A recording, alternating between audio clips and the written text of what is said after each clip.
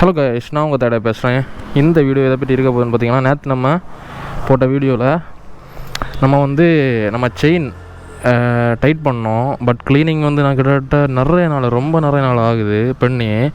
அதனால் நம்ம இன்றைக்கு உள்ள வீடியோவில் நம்ம எப்படி ஒரு செயின் க்ளீனிங்கு அதை பர்ஃபெக்டாக பண்ணலாம் அப்படின்னு பார்ப்போம். இது எல்லா பைக்ஸுக்கும் கரெக்டாக தான் இருக்கும்.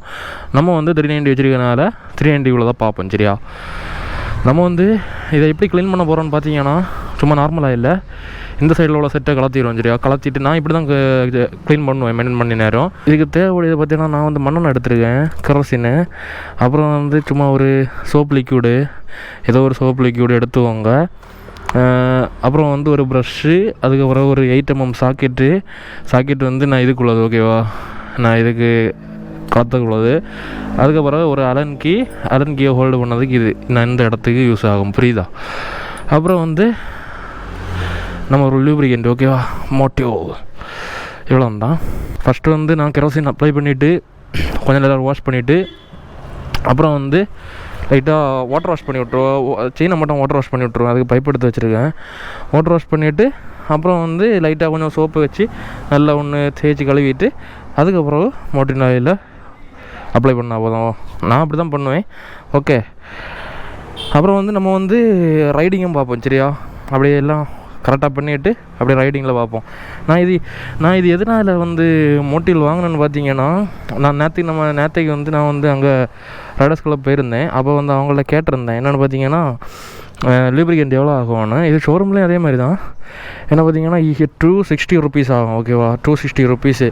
இதோட ரேட்டு பார்த்தீங்கன்னா 260 ருபீஸ். சரியா, இது கிட்டத்தட்ட ஒரு 4 டைம்ஸ் இல்லாட்டா ஒரு 3 டைம்ஸ் உங்களுக்கு யூஸ் பண்ணலாம். ஒரு இதாக எவ்ரி 500 கிலோமீட்டருக்கு ஒரு 3 டைம்ஸ் 4 டைம்ஸ் யூஸ் பண்ணலாம். அப்போ நம்மளுக்கு ப்ரைஸை கொஞ்சம் ரெடியூஸ் ஆகும். நம்மளாட்டே டிஐஒய் பண்ணுற மாதிரி இருக்கும். ஓகேவா, அவ்வளோதான் டிஃப்ரென்ஸ். ஓகே, நம்ம நிறைய நேரம் பேசாமல் அப்படியே கரண்ட் உள்ள போவோம். சரியா, let's get into the video. Okay first இந்த இதை ஐயோ ஃபஸ்ட்டு கேட்டிங்களா, நான் என்ன எடுக்கும் பாருங்க. அதை இது பண்ணதுக்கு ப்ரஷ் எடுக்கிறேன். ஓ மை காட் ப்ரோஸ், நான் இந்த போல்டெல்லாம் மறக்காமல் எடுத்து வச்சுங்க. சரியா, நான் இதில் இதை கூட கிளிப்பான ஆகி இப்படி வரும். ஓகேவா, அதெல்லாம் மறந்துடுறாங்க எடுத்து வைக்கிறது. இப்படிப்பட்ட போல்ட்ஸ் தான் மிஸ் ஆகிரும். பாருங்கள் எவ்வளோ ஒஸ்ட்டாக இருக்குன்னு. இதில் எல்லாம் ஒரு சின்ன ஒரு ஆயில் கூட இல்லை, ரொம்ப ரஸ்டாகி சீன் ஆயிருக்கு. கேட்டிங்களா, இதை நம்ம என்ன பண்ண போகிறோன்னு பார்த்தீங்கன்னா, எல்லாத்தையுமே பக்கா வாக்கியம். சரியா, ஓகே, இப்போ நம்ம கெரோசின் ஊற்றுவோம். சரியா, அப்ளை பண்ண தொடங்குவோம்.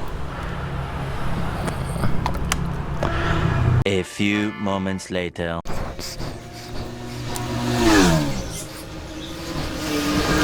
அப்புறம் கைஸ், நம்ம சப்ஸ்கிரைபர் ஒருத்தர் கேட்டிருந்தார். என்னவங்க பார்த்தீங்கன்னா, பேடாக் ஸ்டாண்ட் இல்லாமல் எப்படி இது பண்ணுவீங்க, அப்படி வண்டியை மூவ் ஆன் பண்ணி எப்படி செயின் எல்லாம் க்ளீன் பண்ணுவீங்க. நான் இப்போ பண்ண இல்லை, இதே மாதிரி தான்.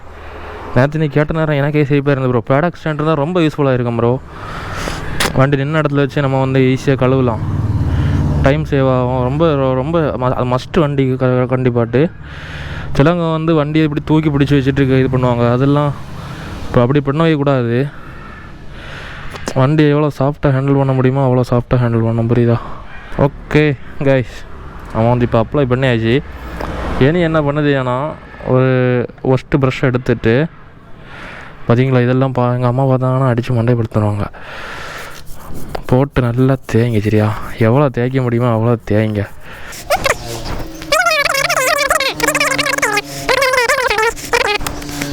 இது நம்ம இதில் பார்த்தீங்கன்னா, நம்ம ஜஸ்ட்டு அங்கே சோப்பு இது மிக்ஸ் பண்ணி வச்சுருக்கோம். அதை வச்சு ஒரு சின்ன ஒரு வாஷை மட்டும் போட்டுட்டு நான் உங்களுக்கு காணிச்சு தரஞ்சிடும் எப்படி இருக்குன்னு.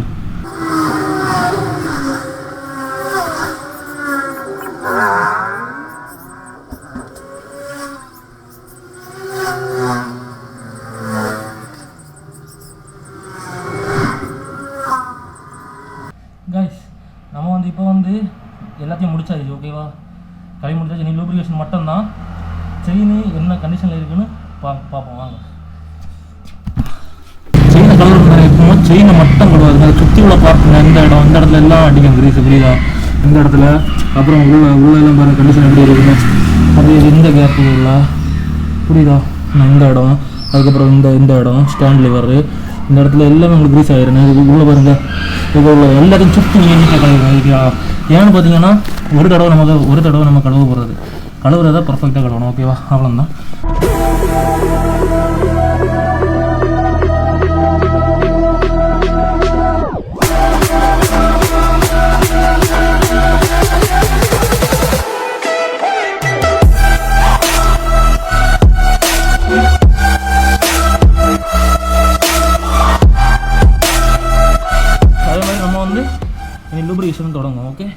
சொல்லிட்டு இருந்த மாதிரி கோப்ரோ பேட்டரி ஆஃப் ஆகிட்டு கேட்டிங்களா?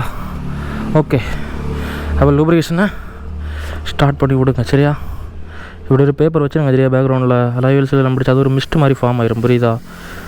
அடுத்து வந்து சோப் ஆயில் கெரோசின் போட்டால் தான் போகும், புரியுதா? இதெல்லாம் அதில் இருக்கிற இது விஷயம் எடுக்கிறது, புரியுதா? அதெல்லாம் பிரச்சனை கிடையாது. நான் வருது பார்த்தீங்களா இந்த கரை மாதிரி, அதெல்லாம் பிரச்சனை கிடையாது. அதெல்லாம் இன்னும் ரொம்ப டீப்பாக இருக்குது. அது வந்து நம்மளுக்கு வந்து WD-40 எல்லாம் உண்டு பார்த்தீங்களா?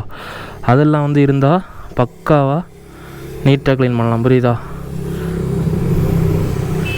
நான் இந்த மாதிரி தான் எப்போ லூப் பண்ணுவேன் சரியா? ஹோல்ஸில் லைட்டாக இது பண்ணி விட்ருங்க சரியா? லைட்டாக ஒரு சின்ன லூபு. ஆனால் அந்த ரஸ்ட் எல்லாம் கொஞ்சம் ஃபார்ம் ஆகாமல் இருக்கும் அப்படியே. கொஞ்சம் நம்மளுக்கு எப்படி சொல்கிறதுக்கு, WD-40 எல்லாம் இருந்தால் கரெக்டாக இருக்கும். பட் நம்மள்கிட்ட இல்லை. ஓகே, அப்படியே வண்டியை லைட்டாக இது பண்ணி விடுங்க. ஒரு சின்ன சவுண்டு கூட கேட்கல, நோட் பண்ணால் தெரியும் கரெக்டாக. இதா செயின் எல்லாம் எவ்வளோ நீட்டாக இருக்குதுன்னு பார்த்துக்கோங்க. இந்த ஹோலுக்கு லைட்டாக அடிச்சு விட்ருங்க ஓகேவா? அவ்வளோதான், நம்ம இனி ஃபிட் பண்ண வேண்டியதான் ஓகேவா? A few moments later. நீட்டாக இருக்குது பார்த்தீங்களா இப்போ பார்க்குறதுக்கு? இனி அடுத்த தடவை செயின் ஸ்ப்ராக்கெட் போட்டால் நான் பிராஸ் பேண்ட் தான் போடுவேன், பிராஸ் காப்பரு.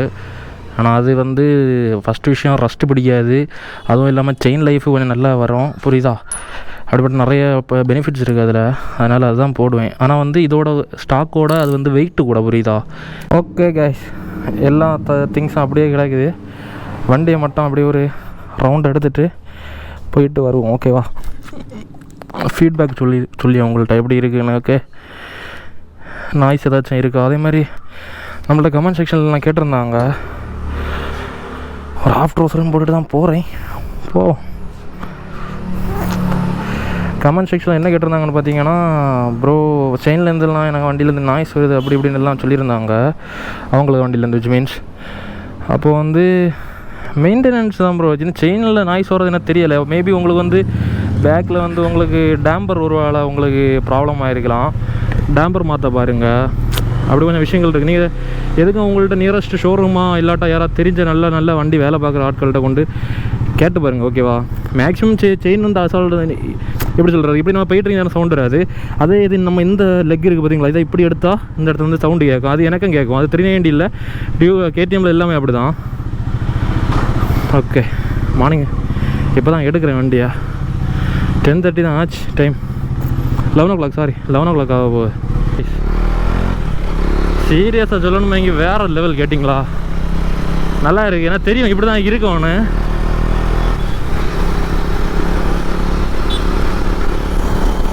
இப்போ இந்த காலை எடுத்தால் பாருங்கள், சவுண்டு கேட்க தான் செய்யும் ஓகேவா?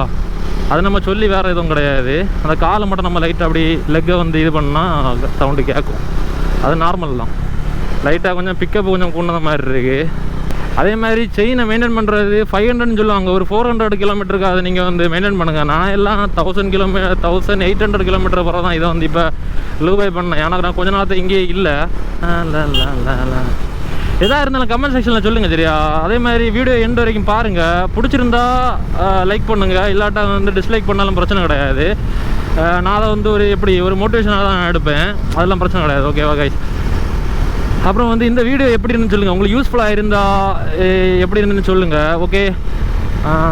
அவ்வளோதான். இனி வந்து நம்மளுக்கு என்ன, இனி பருவாடி பார்த்தீங்கன்னா இனி வீட்டுக்கு போய்ட்டு திங்ஸ் எல்லாம் அப்படியே கிடக்குது. அதுவும் இல்லாமல் தரையில் வேறு அந்த இதில் உள்ள அந்த க்ரீஸ் மெட்டல் லிக்விட்ஸ் எல்லாம் அப்படியே விழுந்து கிடக்குது. அம்மா பார்த்தாங்கன்னா கண்டிப்பாக ஏழ்ரை தான். நம்ம அதை ஒன்று இனி க்ளீன் பண்ண வேண்டியது தான் ஓகே? அதே மாதிரி வண்டியை நீங்கள் மேக்ஸிமம் சின்ன விஷயங்கள் நான் எப்பவும் சொல்கிற மாதிரி அதெல்லாம் நீங்களாட்டே கற்றுக்குங்க ஓகேவா?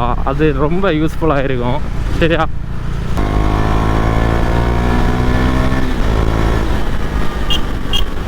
சரி, செம. அது வண்டியை நம்ம மெயின்டைன் பண்ணிவிட்டு நம்ம கரெக்டாக வண்டியை ஒரு ஸ்பீடோ என்னதோ பண்ணிட்டு போகிறது அது ஒரு தனி சந்தோஷம் தாங்க. ஓகே கைஸ், அவ்வளோதான் இந்த வீடியோ. ஸோ லைக் பண்ணுங்கள், ஷேர் பண்ணுங்கள், கமெண்ட் பண்ணுங்கள். அப்படியே மறக்காமல் சப்ஸ்கிரைப் பண்ணுங்கள். அப்படியே பக்கத்தில் பெல் ஐக்கனையும் தட்டி ஆளில் போடுங்க. நான் போடுற வீடியோஸ் எல்லாம் உங்களுக்கு உடனே வந்து நோட்டிஃபிகேஷன் வந்து சேரும். ஸோ இதோட நான் இந்த வீடியோ நான் முடிக்கிறேன். நான் உங்கள் தேடாய். பாய்.